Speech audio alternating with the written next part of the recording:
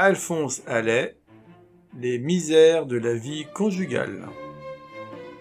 Il y a des femmes qui sont comme le bâton enduit de confiture de rose dont parle le poète persan. On ne sait par quel bout le prendre. Bon, les personnages qui, après la publication de ce petit alinéa, continueraient à faire le bruit de ma mauvaise éducation, personne ne les croirait. Dites bleu devant certaines dames, vite, elles affirment rouge. Convenez rouge, pour leur faire plaisir. Vert, rugissent-elles sur l'heure. La femme est un être obstiné entre tous, obstiné et contrariant. La plus obstinée et la plus contrariante de toutes les femmes, c'est l'épouse légitime de mon inspecteur d'assurance. Un brave garçon qui n'a d'autre tort que celui d'une excessive veulerie et d'une incoercible irrésistance. Il me contait ses mésaventures, ou plutôt sa mésaventure, car c'est toujours la même, et rien n'était plus comique que son désespoir ahuri. Pour rendre plus saisissant son récit, je le diviserai en 3 parties. Premier tableau, deuxième tableau, et suite et fin. Le curieux de cette histoire, c'est qu'on peut mettre le deuxième tableau au lieu du premier, et, au besoin, commencer par suite et fin, sans que rien ne soit altéré dans la limpidité de la narration. Premier tableau. Monsieur rentre après une journée de fatigue et d'ennui. Il s'est disputé avec des sinistrés. Ses chefs l'ont presque traité d'idiot.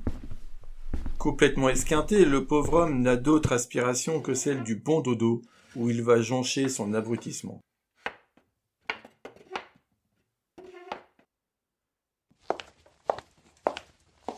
Madame ne trouve pas naturelle cette dépression physique et morale, d'un ton spécialement grincheux qui n'appartient qu'à elle. « Qu'est-ce que tu as donc fait dans la journée pour être dans cet état-là » ? Ma chère amie, j'ai beaucoup travaillé. « Travailler ? Je le connais, ce genre de travail. Tu as passé la journée chez tes cocottes. » »« Je te jure bien, ma pauvre amie. »« Eh bien, retourne-y chez tes cocottes. Ce n'est pas moi qui t'en empêcherai. »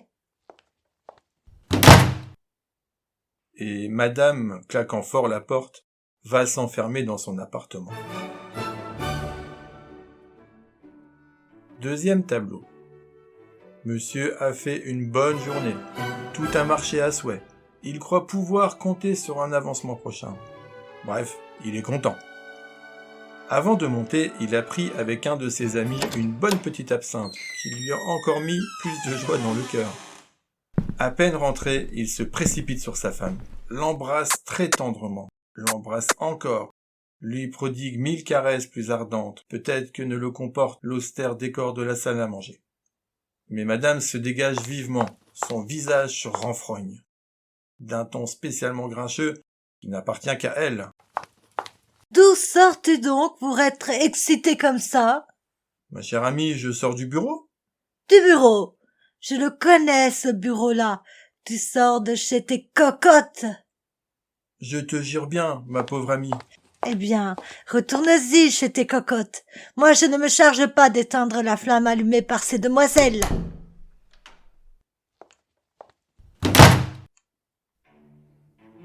Et madame, claquant fort la porte, va s'enfermer dans son appartement, suite et fin. Et c'est tous les jours la même chose.